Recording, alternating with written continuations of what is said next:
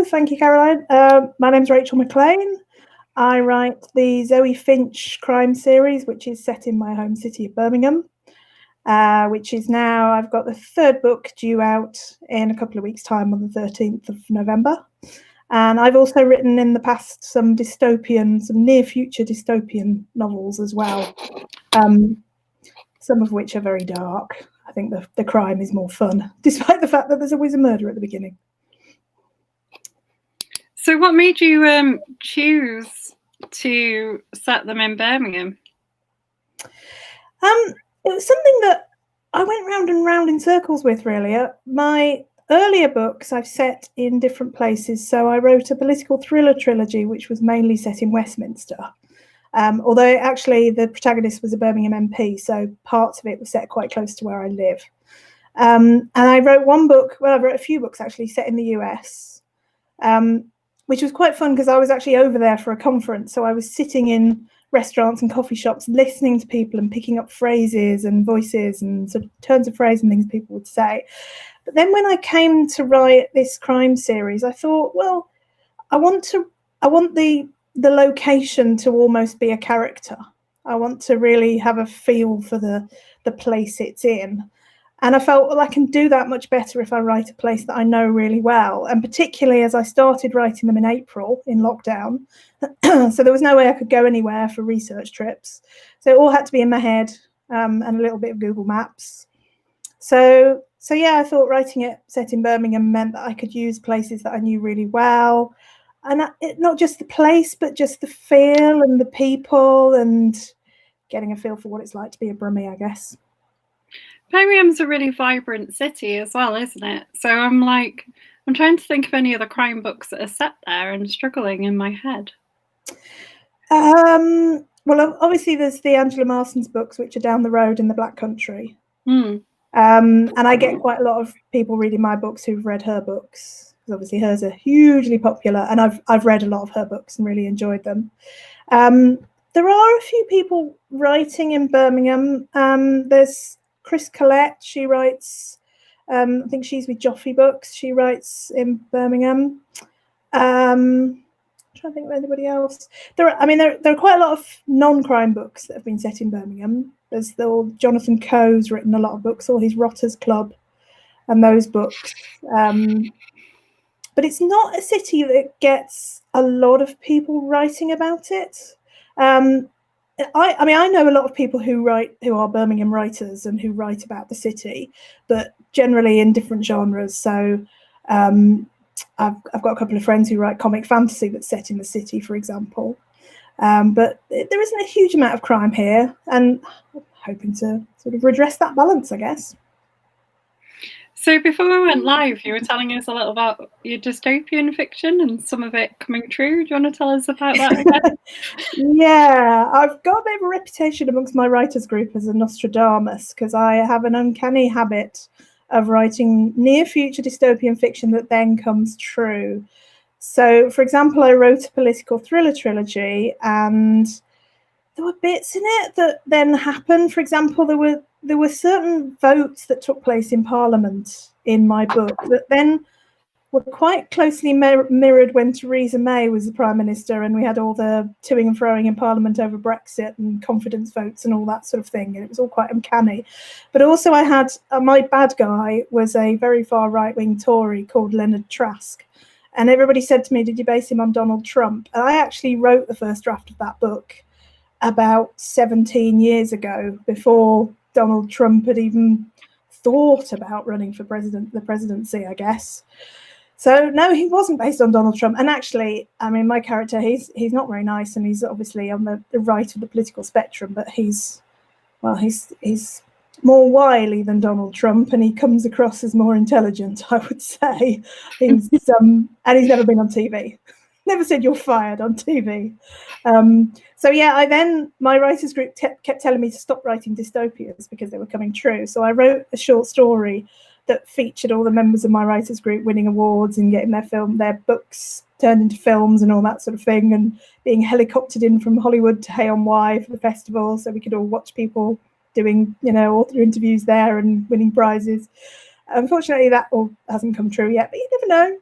maybe one day. Where is your writers group based? We meet at St Martin's in the Bullring, or we did obviously before lockdown. We meet on Discord now, but we meet every first and third Wednesday of the month. There are meeting rooms underneath the church hall of St Martin's in the Bullring, and so I actually discovered the group because Heidi Goody, who writes comic fantasy, partly set in Birmingham, largely set in Birmingham, in fact. She and I met through our kids because they were both members of a coding club, and we got chatting about writing, and she said, "Oh, I'm a member of a writers group. Would you like to come along?"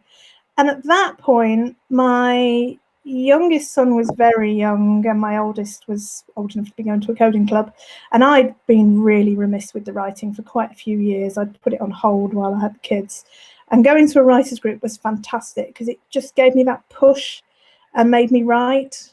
And it meant that every 2 weeks I had that reminder that I wanted to be writing, not just that I should be writing, but that this was what I wanted to do. And they've been incredibly supportive. We all give each other feedback on their work. There are other members of the group who are published and have given me advice on publishing and marketing and all sorts of things, and have inspired me to independently publish my own books, which I'm really pleased I did. So yeah, it's a great group, and it's one of the things I miss most about lockdown is the fact that I haven't seen my writers group in person since March.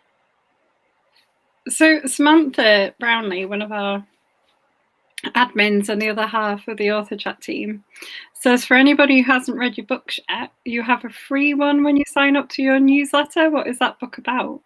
I do, yes.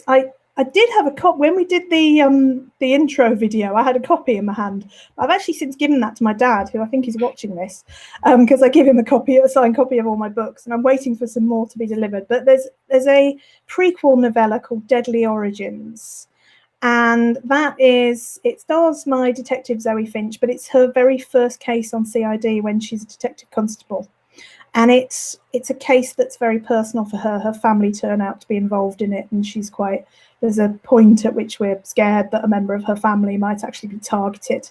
And so we learn a bit about Zoe's background and the relationships with people that we see with her in the main series at the beginning of those relationships, and how they start and what the past is and her family history and so forth. So yeah, that's free at rachelmclean.com to anybody who signs up to my book club. And if you just want a free book, you can sign up for the free book and then unsubscribe if you want, but you also get stories every now and then and updates on when I've got books coming out and discounts and that sort of thing. So I really liked Zoe as a character. She's quite different to a lot of like the standard kind of police procedural characters in a way, isn't she? Do you want to tell us a little bit about the inspiration for Zoe?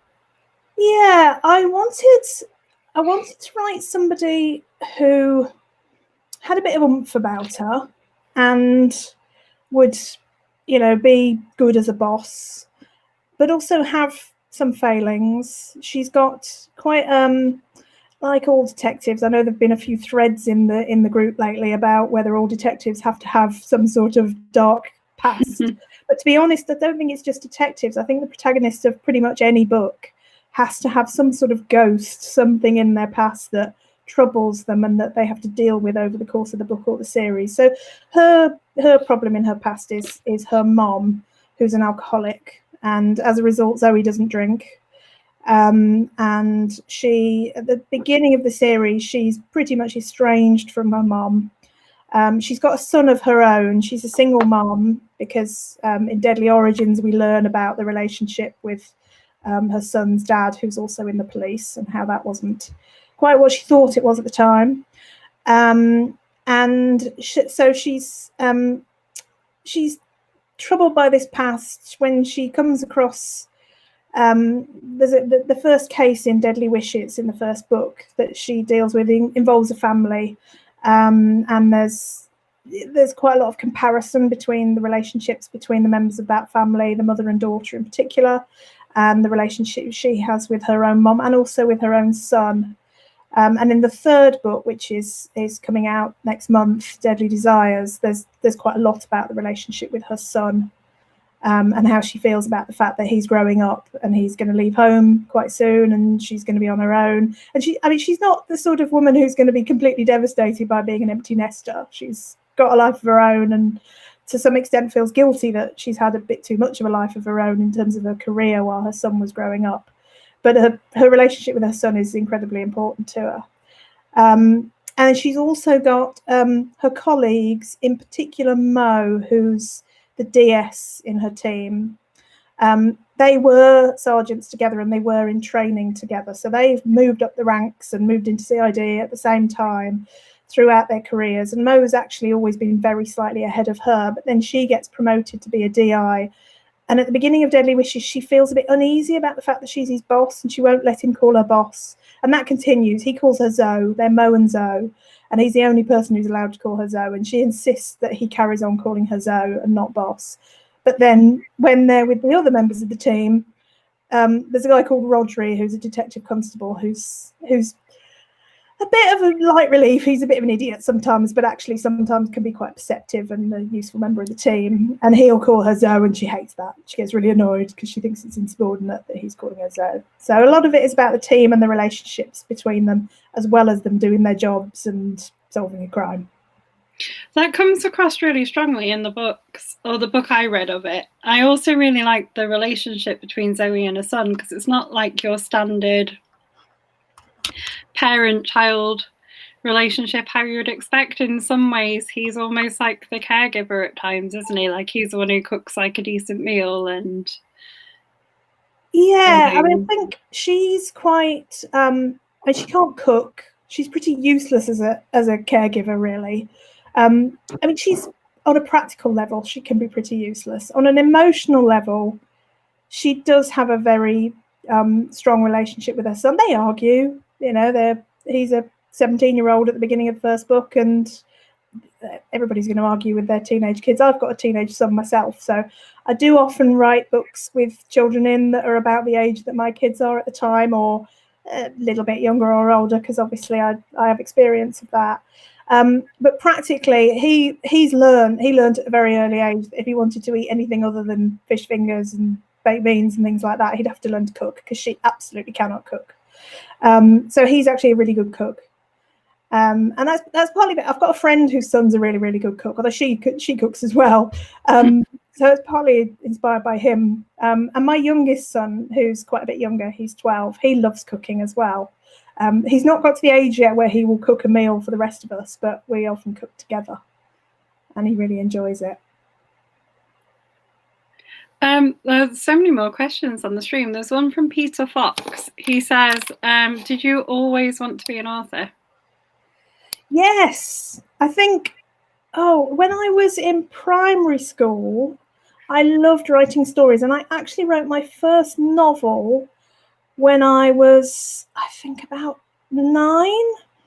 And obviously it was a very short novel, and it was about a group of children in the Second World War it was set in this crumbling French chateau that they lived in, and they had a governess, and they discovered she was Jewish, and they hid her. And there were lots of big sort of denouements and twists and things, because they at first didn't know that the governess was Jewish, and there was a big, when they discovered that, that's a big twist in the book and all this. And then there was the relationship with their dad. So I guess it might have been a bit inspired by The Sound of Music. You've got the governess and the dad.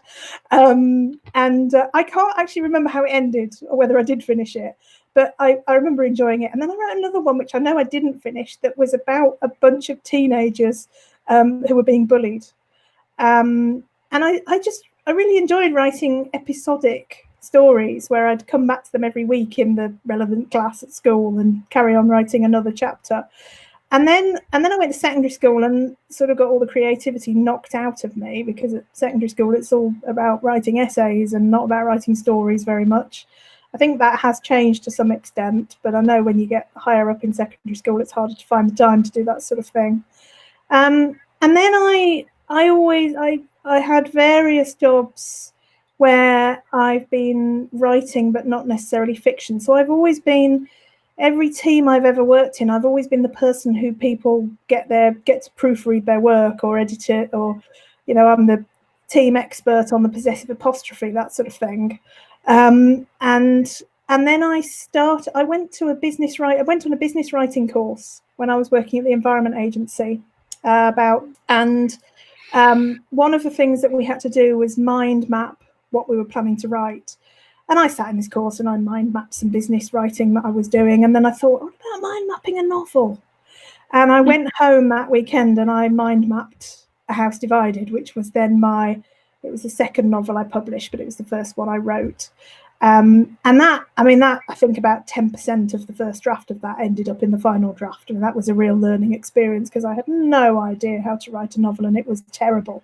It was really badly structured. It started with the protagonist being 17 and gave you all her backstory and lots of detail where actually you didn't need to go in until she was in her mid-40s. So yeah, I learned a lot from that and from getting feedback from my writers group, who were ridiculously nice in their feedback about a terrible book at the time. And I also got feedback from Sally OJ, who's a professional editor based in Brighton. She edits Sarah Waters' books, amongst other people, the author of Fingersmith. And she was fantastic. I knew her through work, and she, completely free of charge, went through the first third of my book with a pencil and wrote all over it. So yeah, that was how I got into writing novels, and then over time I've been able to sort of work out processes and speed up and write more, because the first one took 15 years and they now take a couple of months, not 15 years. So what's your writing process like? You were talking about mind mapping your novel at the thing. Yeah, I don't mind map anymore. I actually use, because I kept using the same process to plot every book, I decided to actually create a workbook. Rachel McLean is my name I use for non-fiction, because my day job is writing non-fiction. And I decided to publish for myself this workbook, which occasionally sells a copy as well. But what it does is it takes me through the process of looking at, I start partly based on the snowflake method, where you start with the very big picture and then you work your way into more detail. So I'll start with the premise of the book, which obviously with a crime book is often the crime. Or for me, it might be not so much the crime, but what's actually going on behind the scenes, how it links to police corruption, for example, because there's quite a lot of police corruption in my books. And then I'll actually write the blurb next, which I know sounds a bit odd. You'd normally think you'd write the blurb after, but I find writing the blurb helps me identify the dramatic points in the book and the things that are really going to make it come to life, and it makes me think about the characters and what might make readers want to read about them. So I'll write that, and then I sort of work out, I alternate between the characters and the plot and build more and more detail. And then eventually I'll write a bullet point outline that's about 80 points, 80 lines, each of which is a chapter. But what I've learned over the last couple of years is I don't actually plot the last 20% of the book, because that changes so much while I'm writing, because I come up with ideas and the things sort of get carried away with me.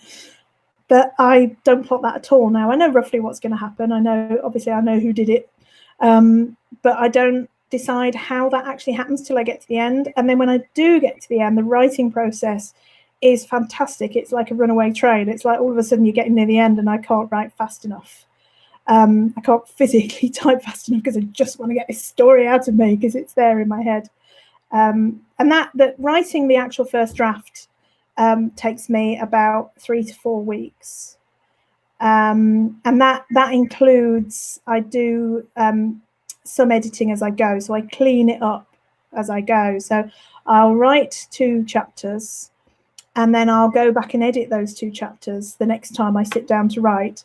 And that gives me a sort of springboard to write the next 2 chapters, because I know where I am with the book. And it also means I've cleaned them up.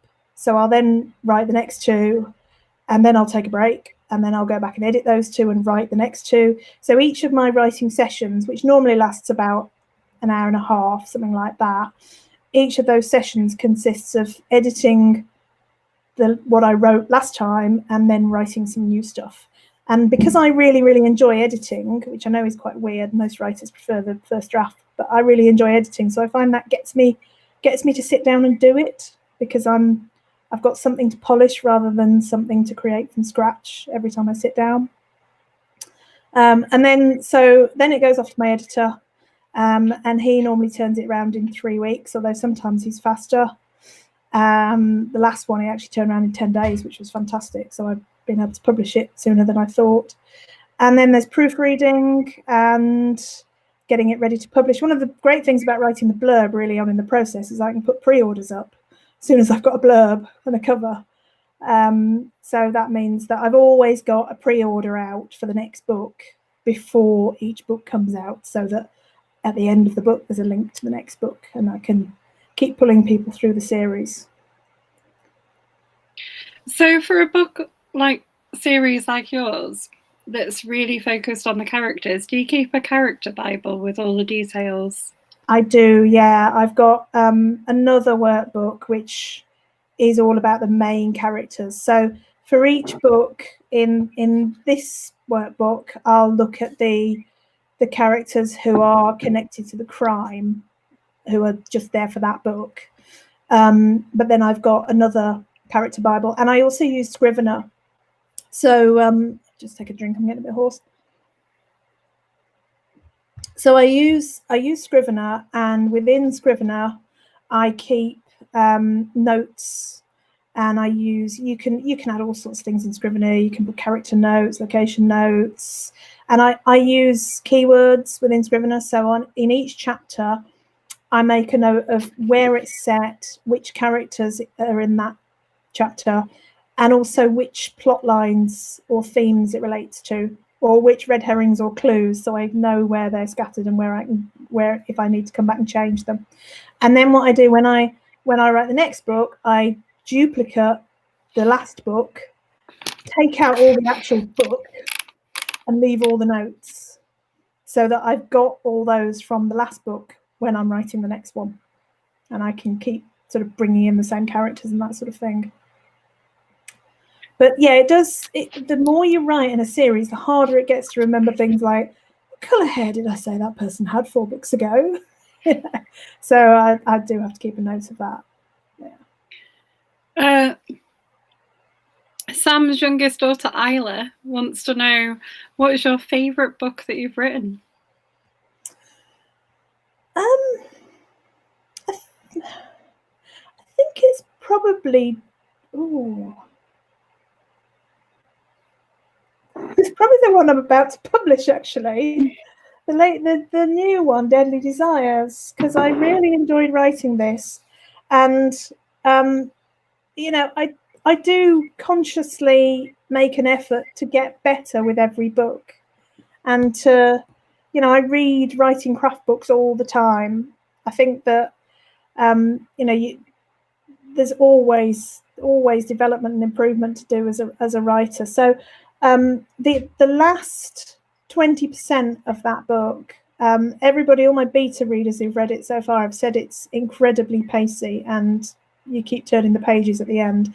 And I really enjoyed writing that, because the crime in it and how things work out are quite personal to Zoe, and it involves her son, and I enjoyed involving him more. And I've got his relationship with Zaf, who's his boyfriend, that's in there. And I'm developing Zoe's relationship with Carl, who's from Professional Standards, which is basically AC-12 in line of duty terms.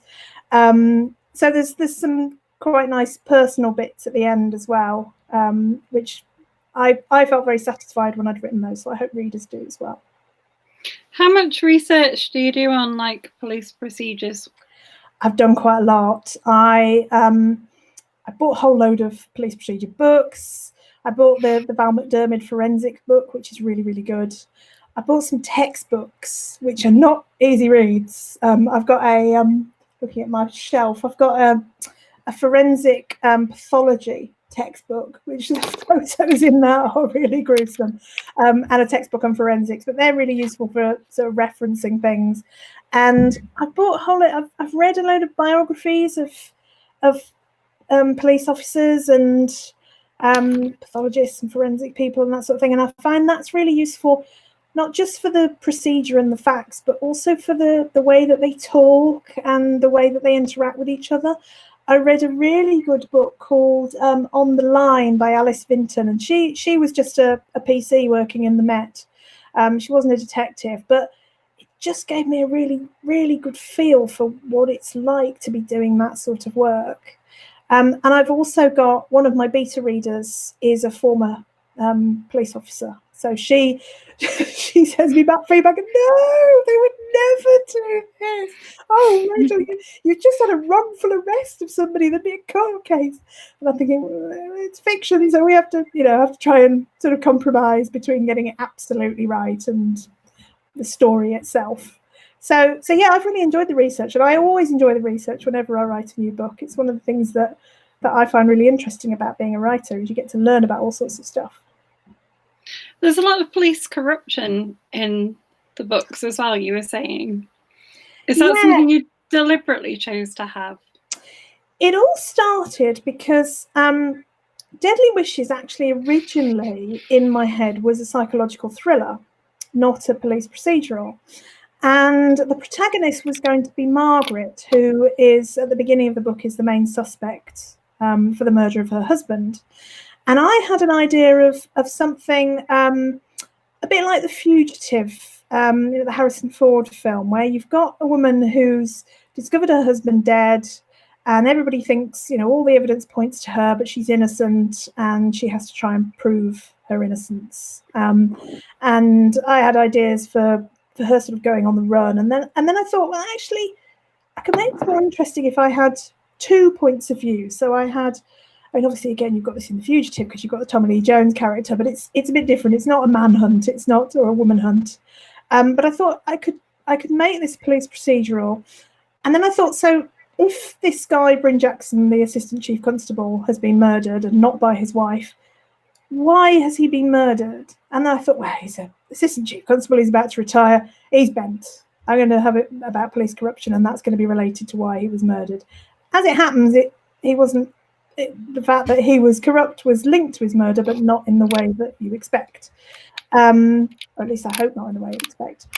And so that's where that came in. And then I came up with the character of David Randall, who was Zoe's boss, who was this really slippery character who was definitely corrupt.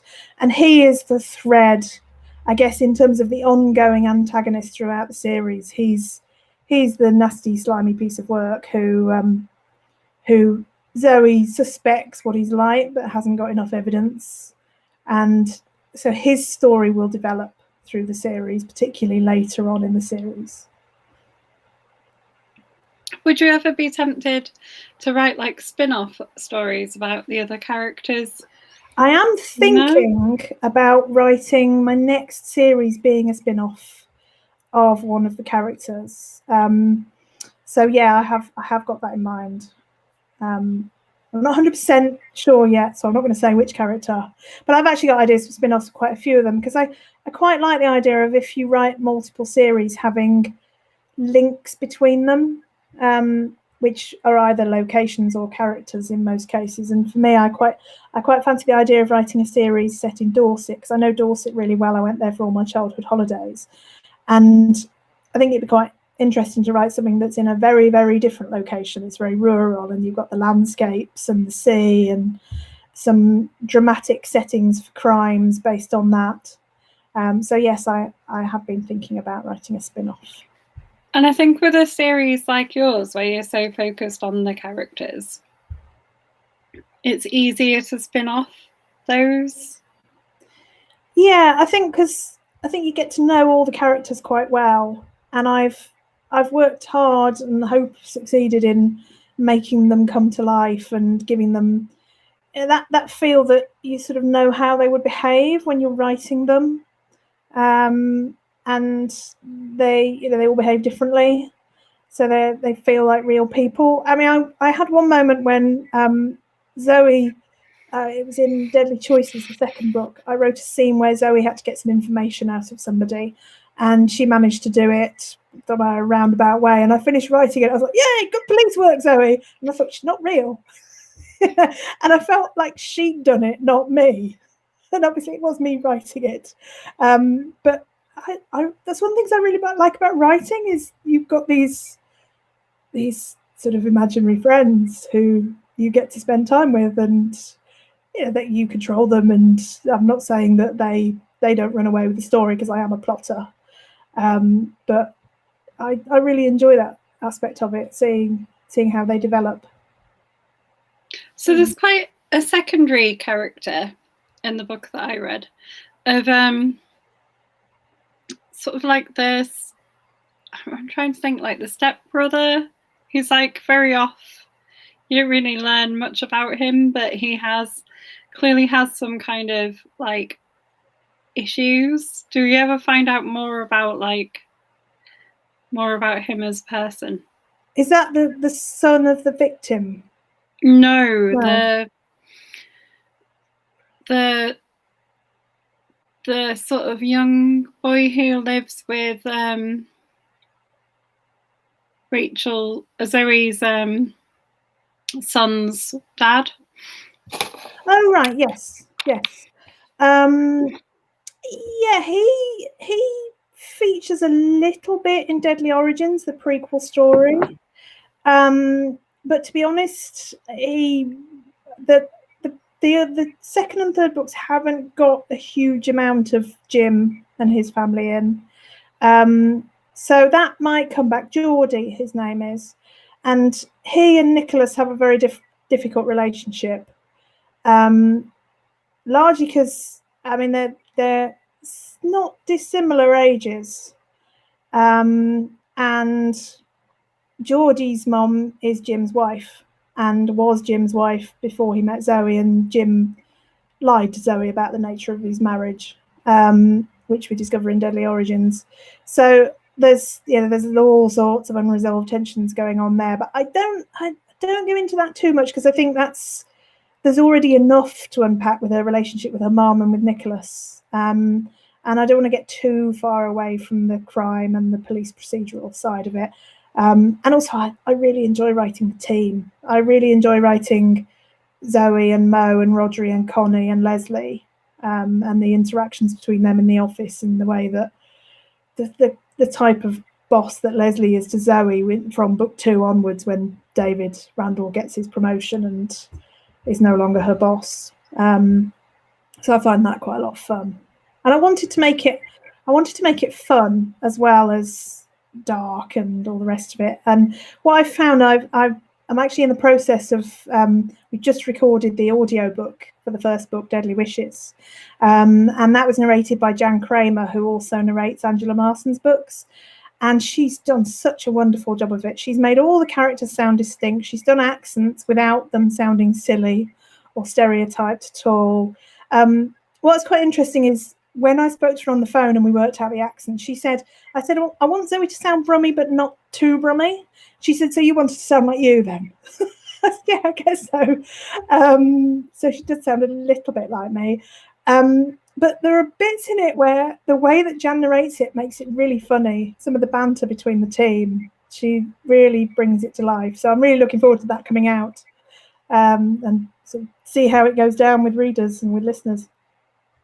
Yeah, because you don't really have a Birmingham accent, how you would imagine. Well, it's really interesting, because when I talk to Jan, as a voice artist, she really understands voices and how they work and why they sound different. And she described to me what it is that makes me sound mildly Brummy. So she basically told me I have flat vowels. And I thought, okay, apparently.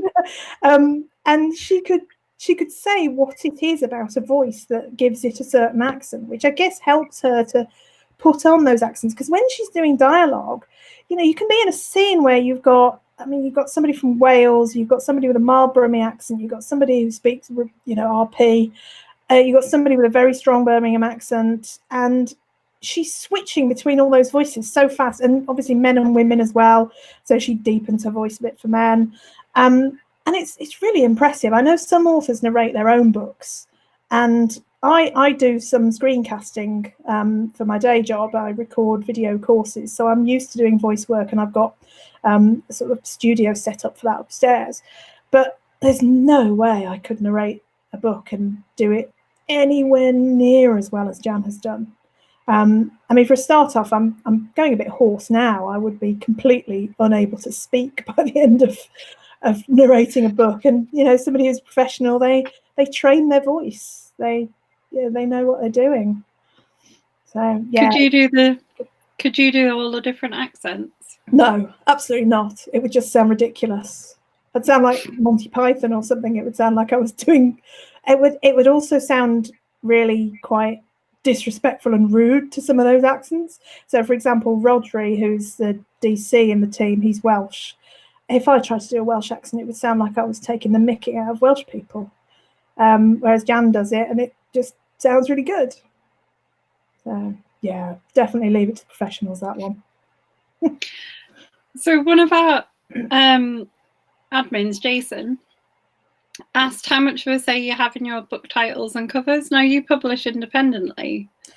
I publish independently, so I get 100% say on those, which is I love, because it also means I have, when I'm doing things like running adverts and putting things out to my newsletter, I've got access to all the artwork and all the files.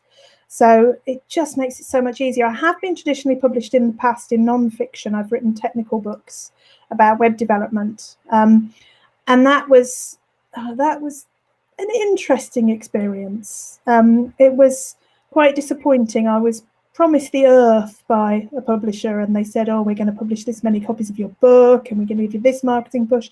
And then my editor left, and I was transferred to an editor who he was responsible for the Dummies books, and that was his job. And he'd just been given my book as an extra. You get this book published. He wasn't interested in marketing it or really making much of it. So I had to do all the marketing on that. So then when I came, and I also published with a smaller publisher called Pact, who are print on demand, and they're sort of pile-em high publishers. They publish a lot of very, very niche technical books, and they don't do any marketing at all because they just have such a fast turnover of books. So I discovered that, I mean, obviously it's different fiction and non-fiction, but I think, having talked to friends who are with publishers for fiction as well, there is a myth that all you do is write the book and you don't have to do anything else. And actually, I think you have to do quite a lot of the marketing yourself these days, because publishing houses have much smaller budgets for that, unless you're a big name or you're really lucky and you get a big deal. And they're all really stretched. They have less staff. So you end up doing, you have to do quite a lot of self-editing before you submit it in the first place. You do a lot of your own marketing in terms of trying to connect with readers and get the word out about your book. And then you get very, very little control over covers and titles and that sort of thing. And I've run my own business for most of my working life, so I'm quite comfortable with doing all the business side of it and the marketing and that sort of thing. I actually really enjoy it. So I love it, because the only people I have to worry about are my readers. I don't have to worry about, a marketing committee or team or whatever. I don't have to worry about an editor or an agent.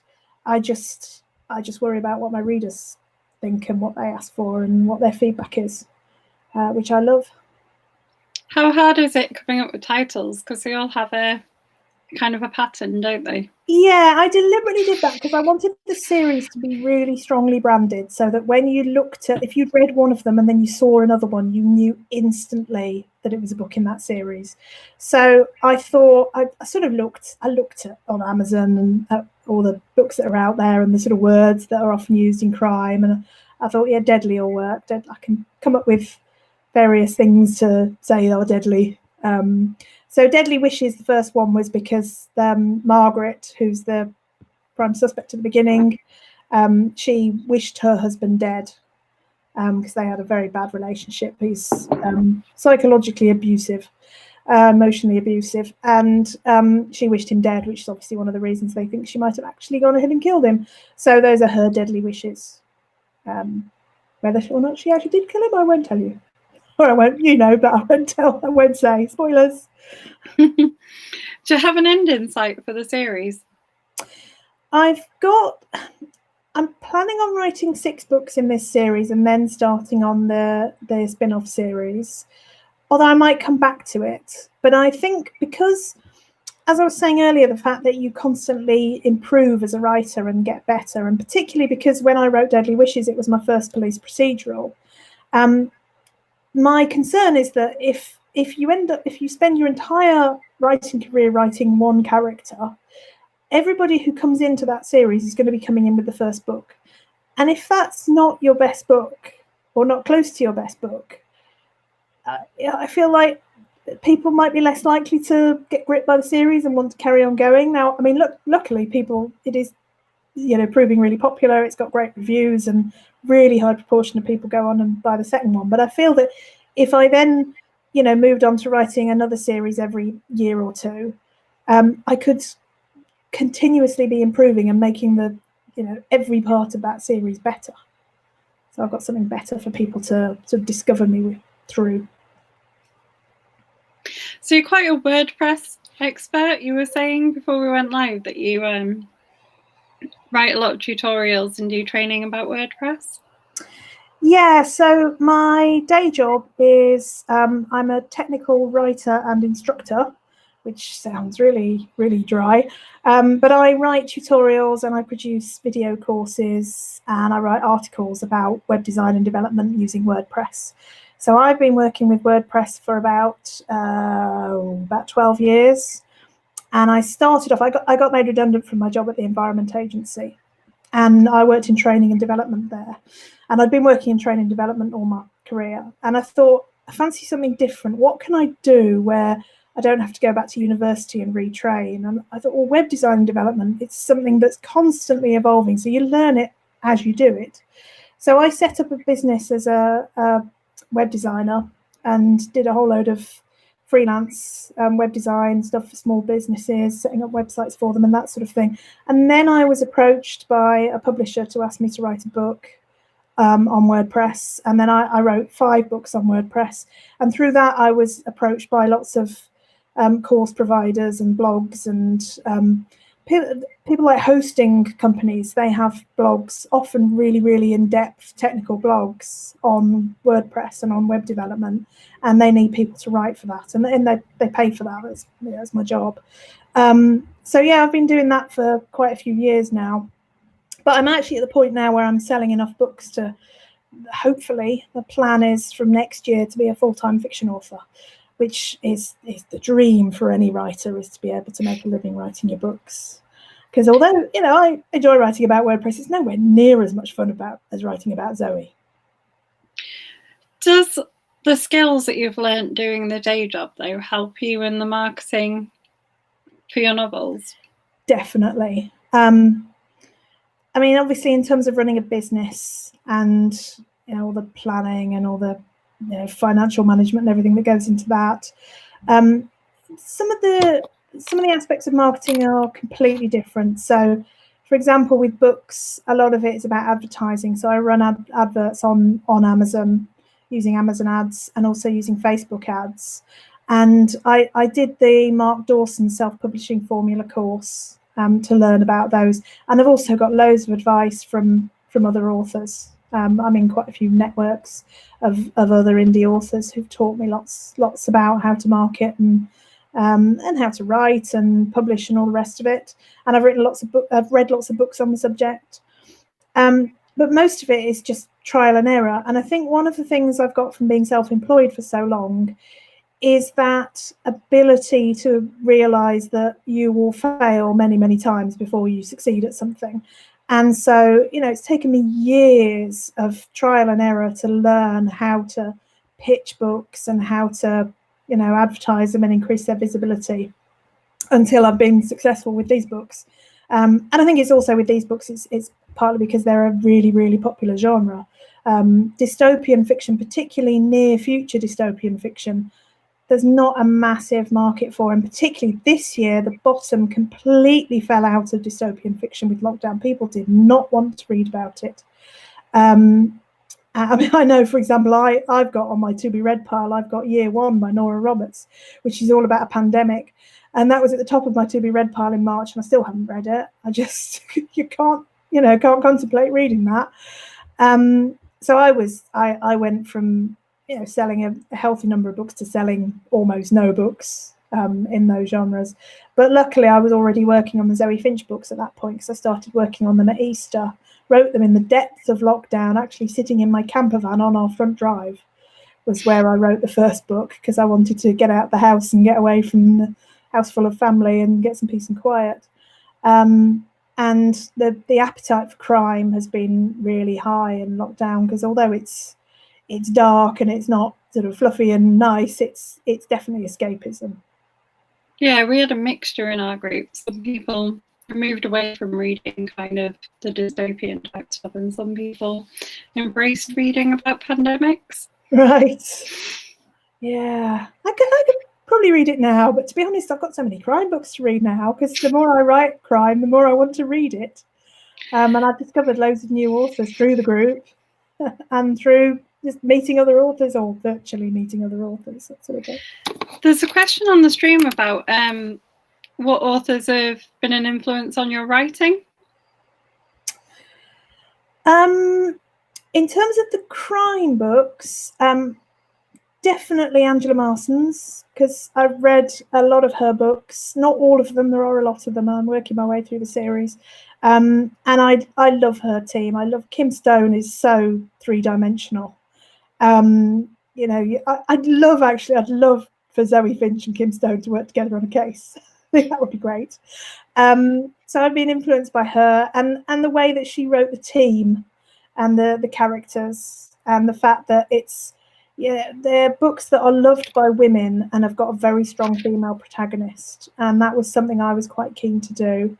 Other people, I read all the J.D. Kirk books. I love his books. I love the humour in those books, because Barry, who's the real name of J.D. Kirk, was writing comic sci-fi before that, and that really comes across. And so that the banter between the members of his team, I read that and I thought, that sort of thing, that's fun to read and it's fun to write. So I like that.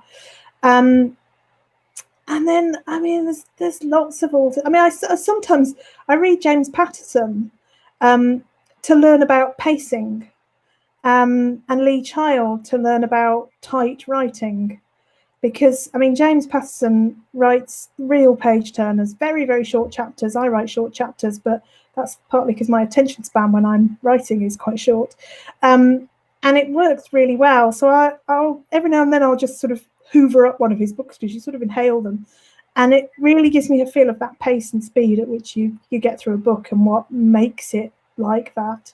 And then Lee Child, I think, is an incredibly, he's sort of sparse but not sparse. There is no wasted words in his books, and I think the way he will actually give you a huge amount of information in a very, very short space on the page.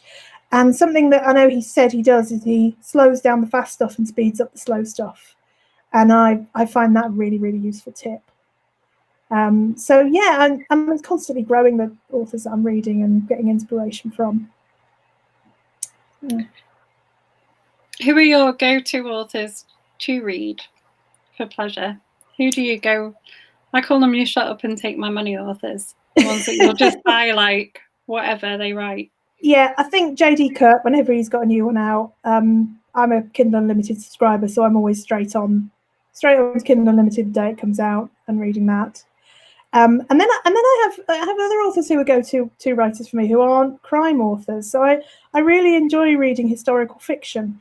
So Alison Weir's books I've always got on pre-order. So she's written a 6 Tudor Queens series where it's one of Henry VIII's wives for every year. She's written a book, and every year I've had the next one on pre-order, and I've currently got I've got Catherine Howard on pre-order at the moment. And Philippa Gregory's books I love as well. She also writes historical fiction, slightly different historical fiction from Alison Weir, slightly more sensationalist in places, but yeah, those are both go-to writers for me as well. Yeah, I like Philippa Gregory. She's a really good author. What are your most memorable moments as an author? I think I'll never forget sitting in the camper van writing Deadly Wishes in the height of lockdown, and how quiet it was. I sat, because it was really hot in April, because I used the Easter holidays to do it, because I had no work booked in, technical writing work booked in for the Easter holidays, because I never booked work in for the school holidays. But we couldn't do anything. We couldn't leave the house. Kids were quite happy to just sort of veg out and sit in their rooms on Discord talking to their mates, or watching YouTube and things like that. And my husband was working, and so I thought, well, I'll sit in the camper van in the front drive. And I sat with the doors open, and the street was so quiet. I mean, we don't live on a busy road, but there's always people walking past. We're quite near some shops, and it was so peaceful. You could almost have been in a campsite in the middle of nowhere. It was lovely. And the other thing that's always a lovely, lovely moment is when you get really, really excited fans who buy every book. So I've got a couple of fans in particular, one of whom sends me Facebook messages every time he's finished one of my books about how much he loved it. And another one, every time I put a new one on pre-order and I post it to my Facebook page, she instantly replies, capital letters, "Oh, I'm so excited. This is brilliant. I can't wait." And that's fantastic, getting that sort of reader feedback and having people who will, I mean, I've just put Deadly Terror on pre-order, which is book 4. Book 3 isn't even out yet, but I always put book 4 up a little bit early so I can make sure it's working before book 3 comes out, so that you can have a link in the back of the book. And, I've had people say, yeah, pre-ordered it. It's been out 24 hours and I've already sold 20 copies. And to be honest, I didn't even know that Amazon had published it. They put it up and started selling copies, people telling me they bought it. So that's great. Yeah. There's a really good question on here that says, will you ever write a series that has a male in the lead role? Yes, I think I would. I'm trying to think if I've written. I have never written. I wrote one book that had 4 point of view characters, one of whom was male. That was the first book I published, Thicker Than Water, which now I find people, if I tell people I've written a book called Thicker Than Water, they'll go and buy J.D. Kirk's book, Thicker Than Water, because they think it's another crime book. But I've never written a main character who's a man. I'm not, I'm not averse to the idea of doing that. Might give Mo a spin-off series because I really like Mo.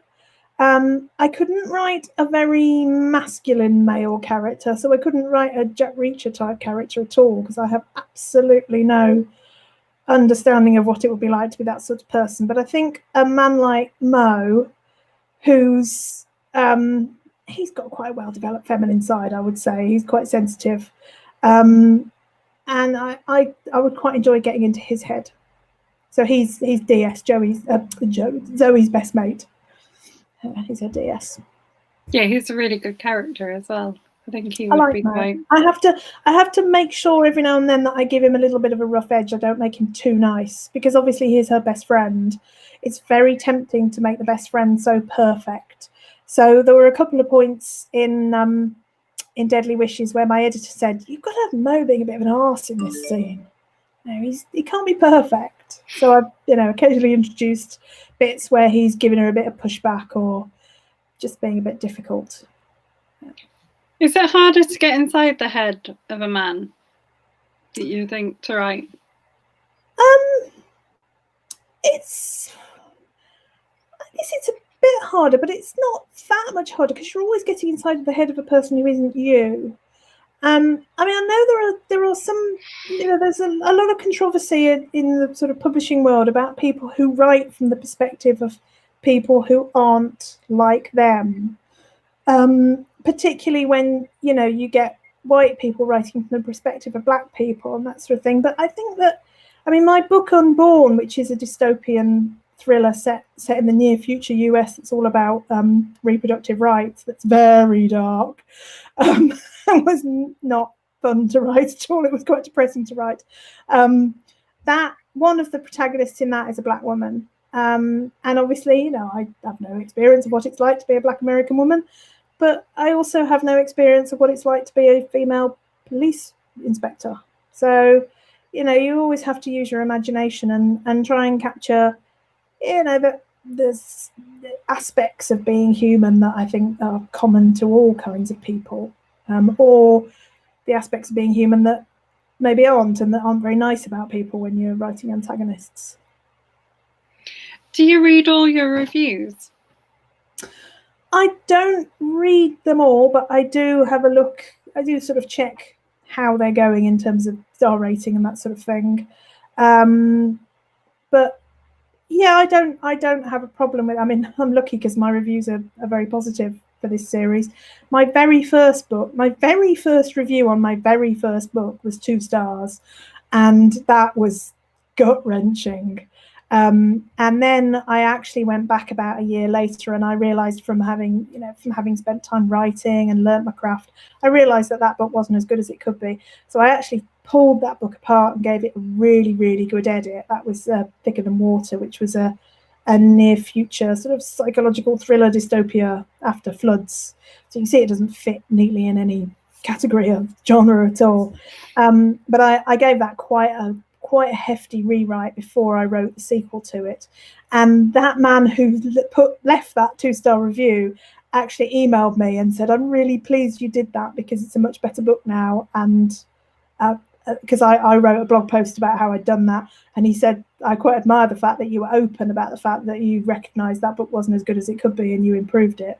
But at the time when he left that 2-star review, he was an advanced reader, and you think your advanced readers are going to be gentle with you, but yeah, the very first one was 2-star, and then the one after that was a 5-star review from a friend, which was also meaningless because it was somebody who was always going to be nice. But now I'm really pleased with the reviews that I get. They talk about the characters a lot, and they talk about Zoe and the team, and I enjoy getting comments on Facebook from people who've read the book and sort of have got views on certain characters. So I had one person who said, "There's one character I'd really like to punch." And I said, "Does he always have a very straight tie?" And she said, "Yes, I'd like to pull that tie." I said, "Yeah, wouldn't we all?" So it's lovely when your characters get that sort of response from people, because that makes it, that those characters are real in their heads. There's a really nice comment from Sam here. She says, "It's been an interesting interview. Thank you both. Some good advice," because she's just been published in our anthology and it's her first thing. So I think she's open to some writing advice, and she says she can't wait to read your books. Oh, thank you, Sam. That's lovely. We've only got a couple of minutes left, so do you want to remind everyone about your books and where they can find them? Yeah, well, my books, my crime books are the Zoe Finch series, and the first one is Deadly Wishes. I'm getting shot. Which is it's on Amazon. It's in Kindle Unlimited, and you can also buy it in paperback. So you can find that by searching for Rachel McLean, or for Deadly Wishes, or for Zoe Finch, indeed, on Amazon. And then if you want a copy of Deadly Origins, which is the free prequel story, go to rachelmclean.com, and it's really obvious. On the front page, there's a big banner that says "Read Deadly Origins." And then you'll get a copy of that book, and you'll also get other stories and updates from me. And thank you for inviting me along for this author chat. I've really enjoyed it. No problem. Can people buy signed copies directly from you? They can, from my website at rachelmclean.com. So yes, I have a stock of copies which I will sell to people as signed copies. Yeah. Fabulous. Well, thank you for coming and joining us. Thank you.